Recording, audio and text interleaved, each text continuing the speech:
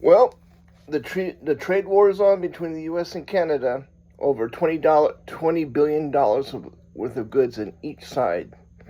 And as I said in my previous videos, probably a large amount of the disputes are on the automobiles, as Canada is permitting more Chinese-made vehicles into Canada. And the rhetoric has escalated, with President Trump saying that Canada has ripped the United States off, and Ontario Premier Doug Ford saying to Trump, "Kiss my ass." This is probably the worst trade dispute between the U.S. and Canada since the Smoot-Hawley Act of the late 20s and 30s. We've been here before. But this time it's going to be different. Americans thinking that tariffs are going to suddenly bring the U.S. back to where it was in the 50s and 60s are going to be in a very big surprise. It's not going to go back to the 50s and 60s. Those days are long gone.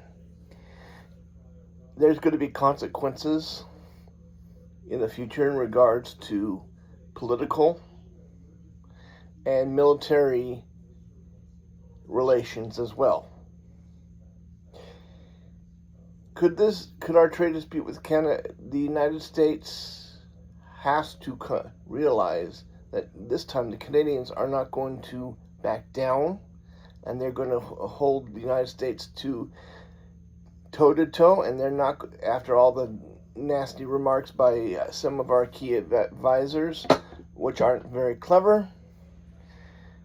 The U.S., it finds itself increasingly isolated. And what Canada is going to do is that it's not only going to continue with its plan to decrease the tariffs on Chinese-made cars. Chinese investors will help hold Canada's automobile industry up at a loss for the United States, which continues. This week I was reading several articles regarding Chinese-made cars that they want to continue to ban in the United States. I think that this is the heart of our trade dispute with the U.S. and Canada, is the automobile industry. The U.S. obviously, which is trying to ban Chinese-made cars, and the U.S. is trying to impose its ban to make sure that they don't go into Canada, which has angered many Canadians, which is a violation of their sovereignty. And for the moment, U.S.-Canadian relations are at the worst level since the U.S. invaded Iraq back in 2003. And this at a time when the world situation continues to deteriorate rapidly. The hope is that common sense will prevail, but I don't see it, particularly within the United States. As I said, the U.S. is trying to rename all these things: Little America, Gulf of America, which is a 5-year-old does that, not a very mature adult.